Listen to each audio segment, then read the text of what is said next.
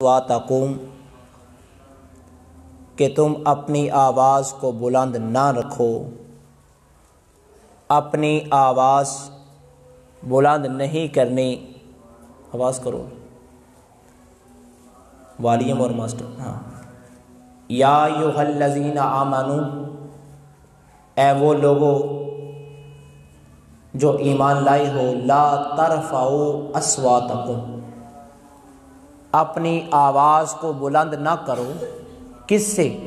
فوق صوت النبی، اپنے پیارے نبی کریم رؤوف الرحیم صلی اللہ علیہ وآلہ وسلم کی آواز سے اپنی آواز کو بلند نہ رکھو۔ ولا تجہروا لہ بالقول، اور تم باتیں نہ کرو کجہر بعضکم لبعض، جیسے تم آپس میں باتیں کرتے ہو، آپس میں ماہ گفتگو ہوتے ہو، ایسے تم باتیں نہ کرو۔ اگر تمہاری آواز مصطفیٰ کی آواز سے بلند ہو گئی، اگر تم چیخ چیخ کے بولو گے، اونچا پکار کرو گے، ان تحبط اعمالکم، تمہارے سارے کے سارے عمل ضائع چلے جائیں گے۔ تمہاری پڑھی ہوئی نمازیں، تمہارے رکھے ہوئے روزے، تمہارا کیا ہوا حج اور تمہاری دی ہوئی زکوٰۃ، یہ ساری کی ساری رد ہو جائے گی، ختم ہو جائے گی اگر تم مصطفیٰ کی بارگاہ میں اونچا بولے۔ یہ قیامت تک یہ حکم ہے۔ آج بھی جن کو اللہ رب العالمین روضہ رسول کی زیارت سے مستفید فرماتے ہیں، وہ بڑے ادب سے میرے مصطفیٰ کی زمین پہ جب حاضر ہوتے ہیں، اپنے قدم کی آواز بھی نہیں آنے دیتے، اپنے سانس کی آواز بھی نہیں آنے دیتے۔ اتنی دائمی انداز کے اندر مدینہ الرسول کے اندر جو چند ایام ہوتے ہیں وہ گزارا کرتے ہیں۔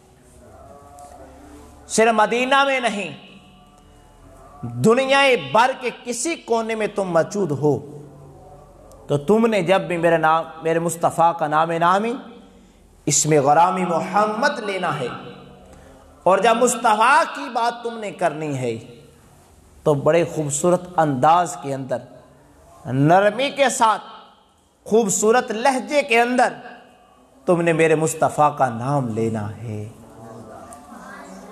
عزیزان غرامی، اب ایک صحابی رسول ذرا اونچا سنتے تھے۔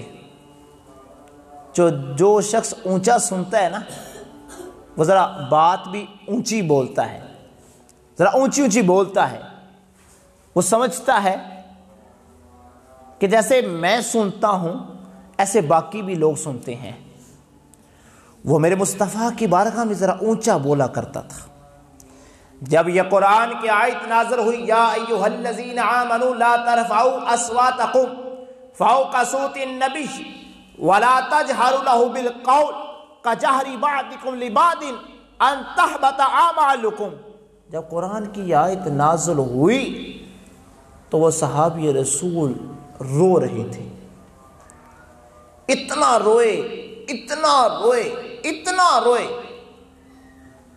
کہ رستے کے اندر عاصم بن عودہ، یہ صحابی رسول کی ملاقات، کہا ثابت بن قیس، آج تم اتنا زار و قطار کیوں رو رہے ہو؟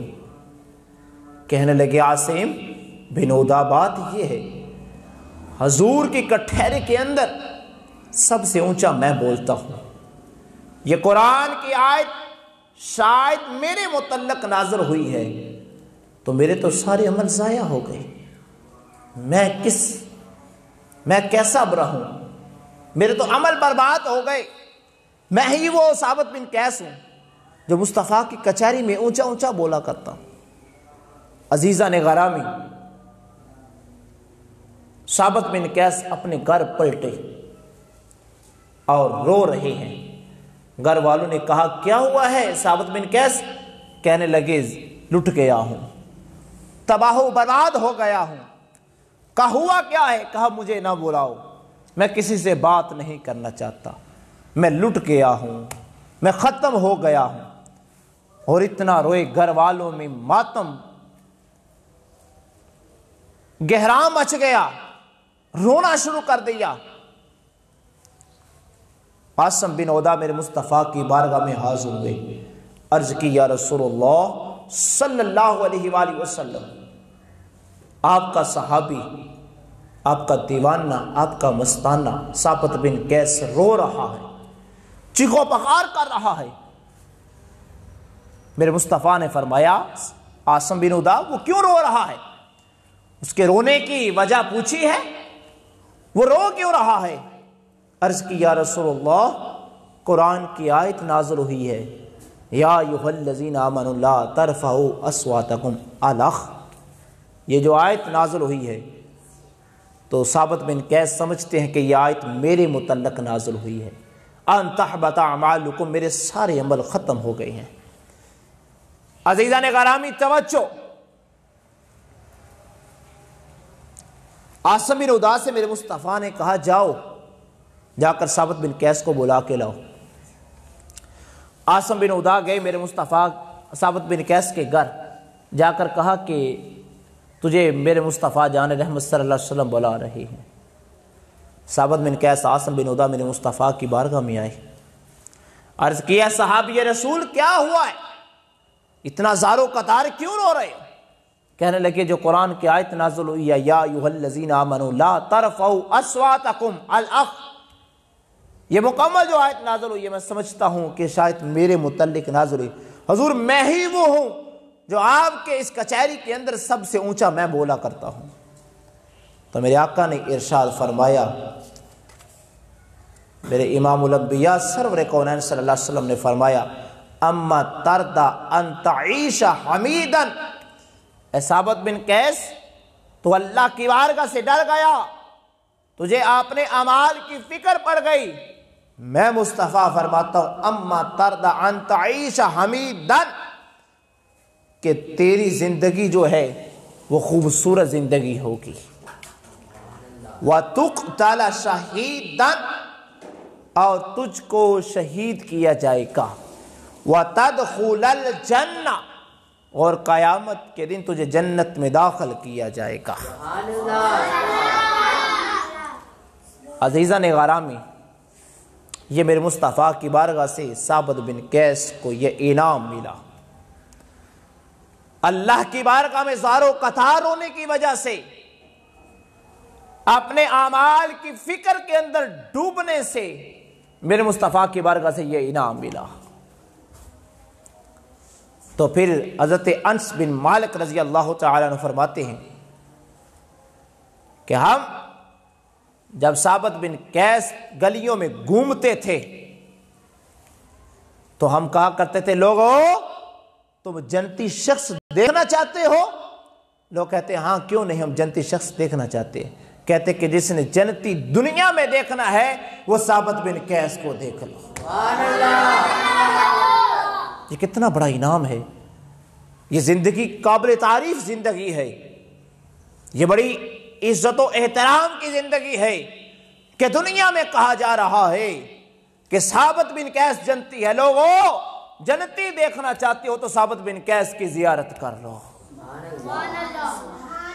یہ میرے مصطفیٰ کی پہلی جو بشارت تھی وہ کما حق ہو پوری ہوئی۔ میرا کہنا فرمایا وَتُقْتَلَ شَهِيدًا، تجھے شہید کیا جائے گا۔ ایک شخص تھا مسلم بن قذاب، یہ بات بڑی تعویل ہے، اس کے ساتھ جنگ ہوئی، ثابت بن قیس صف اول پہ کھڑے ہو کر لڑنا شروع کیا اور لوگوں کو واسطے جہنم شروع کر دیا، لیکن تعداد ان لوگوں کی زیادہ تھی بنسبت مسلمانوں کی، تو مسلمان کی فوج پیچھے ہٹنے لگی۔ ثابت بن قیس نے نعرہ لگایا، اے مسلمانوں تمہیں کیا ہو گیا؟ حضور کے ہوتے ہوئے تم صف اول پہ ہوتے تھے، کود جایا کرتے تھے، آج تمہیں کیا ہو گیا؟ پیچھے کیوں لرز رہے ہو؟ آؤ جنگ کرتے ہیں، اس مسلمہ بن کذاب کو واصل جہنم کرتے ہیں۔ ثابت بن قیس نے تلوار لی، لہراتے ہوئے ان کے اندر کود پڑے اور کئی لوگوں کو واصل جہنم کر کے بالآخر وَتُقْتَلَ شَهِيدًا، میرے مصطفیٰ کی دوسری بشارت جو وہ سچی ہوئی، اور ثابت بن قیس کو اللہ نے شہادت کی موت عطا فرمائی۔ عزیزان گرامی، دنیا کائنات میں کوئی ایسا شخص نہیں ہے مرنے کے بعد جس کی وصیت پوری ہوئی ہو، مرنے کے بعد وصیت جس کی پوری ہوئی ہو۔ میں وہ جو جملے کہنے لگا ہوں وہ ذرا توجہ کرنا۔ حضرت ثابت بن قیس شہید ہو گئے، آپ کو دفنایا گیا، تو کچھ ہی ٹائم کے بعد خواب کے اندر کسی نے دیکھا ثابت بن قیس کو۔ قابل توجہ جملے ہیں۔ جب خواب کے اندر دیکھا تو کہا ثابت بن قیس تیرا کیا حال ہے؟ کہا اللہ کا کرم ہے، اللہ نے مجھ کو جنت عطا فرما دی ہے، اللہ نے ہمیں جنت عطا فرمائی ہے، اور میں وصیت کرتا ہوں کہ دوران جنگ میرے اوپر ایک ذرہ تھی، جنگی آلات تھے، ان کفاروں نے وہ جنگی آلات چھین لیے۔ یہ خواب کے اندر بتا رہے ہیں، اور شہید ہو چکے ہیں، قبر کے اندر ہیں۔ کہا کہ میرے جنگی آلات لوگوں نے اتار کے فلاں جگہ پہ زمین کے اندر دبو دیے ہیں، تو اپنے سربراہ خالد بن ولید سے کہیں دوستوں کے ہمراہ جائیں، وہ جنگی آلات اس جگہ سے اٹھا کے تاجدار صداقت سیدنا صدیق اکبر کے حوالے کریں، اور ان سے کہنا یہ جنگی آلات اس کو فروخت کر کے میرا فلاں فلاں پہ قرضہ ہے، وہ قرضہ میرا اتار دے۔ اب جملے سننے کے قابل ہیں۔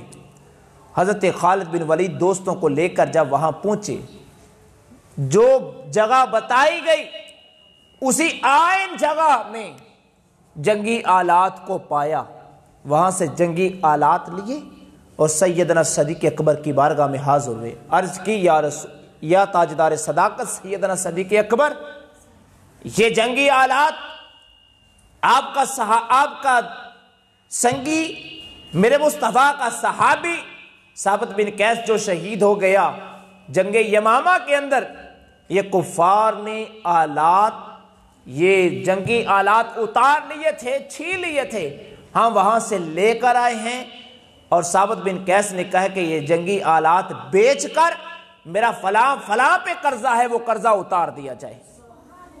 اب وہ آزار لیے، اس کو بازار میں بیچا، جتنے پیسے تھے وہ پیسے لے کر جس جس کا قرضہ دینا تھا وہ سب کا قرضہ دے دیا۔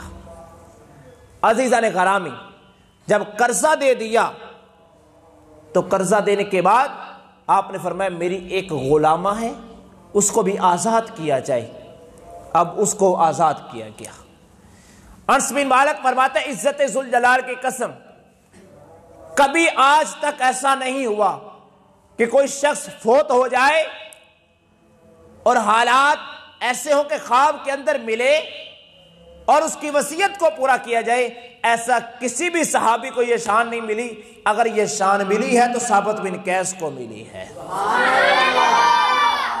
تو پھر رب کائنات وحدہ لا شریک نے ثابت بن قیس کے متعلق خوبصورت کلام فرمایا، ان الذین یغضون اصواتهم عند رسول اللہ اولئک الذین امتحن اللہ قلوبهم للتقوی مغفرۃ واجر عظیم۔ فرمایا کہ جو اللہ کی بارگاہ سے ڈر گئے، جنہوں نے مصطفیٰ کے دربار کا ادب کیا، نام نامی اسم غرامی محمد صلی اللہ علیہ وآلہ وسلم کا ادب کیا،